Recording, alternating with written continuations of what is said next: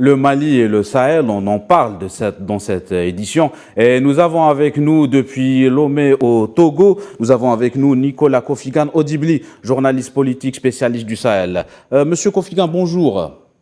Bonjour aux téléspectateurs de Al 24 News. Merci d'avoir répondu à notre invitation. Alors, monsieur Kofigan. Je vous remercie.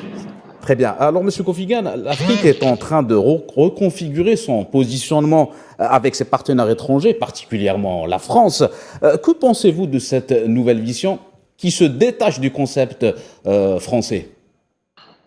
Vous avez parlé de reconsidérer pour dire que la France se réorganise dans le Sahel plutôt, parce qu'aujourd'hui, l'escale verbale entre la France et le Mali a fait que les autorités françaises se sont dit qu'ils ne sont plus dans la mesure de remplir leur engagement sécuritaire vis-à-vis du Mali et qu'il faut maintenant un redéploiement dans le Sahel, en l'occurrence dans les pays proches du Mali comme le Niger, le Burkina Faso, même la Côte d'Ivoire, ou pourquoi pas les pays du Golfe de Guinée comme le Bénin, qui est même frappé ces derniers temps par les djihadistes.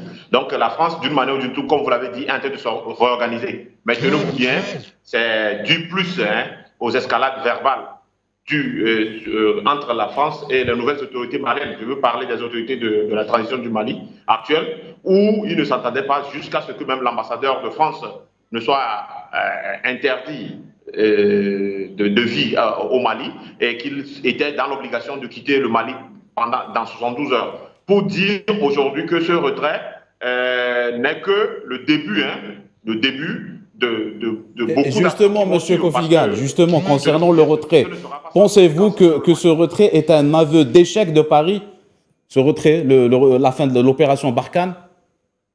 Oui, exactement, c'est l'échec de Paris, il faut le reconnaître. Mais cet échec aura des conséquences graves, à la fois pour Paris comme pour le Mali. Aujourd'hui, vous savez, la France a toujours des intérêts en Afrique. Et si la France veut se redéployer vers le Niger, c'est de bonne guerre, parce que l'industrie d'uranium du Niger est contrôlée par la France.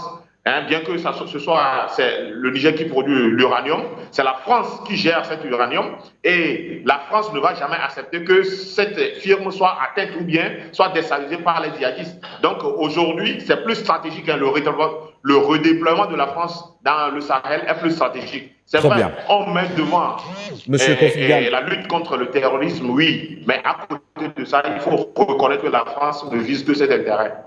Très bien, monsieur Kofigan, restez avec nous. On revient vers vous dans 3 minutes.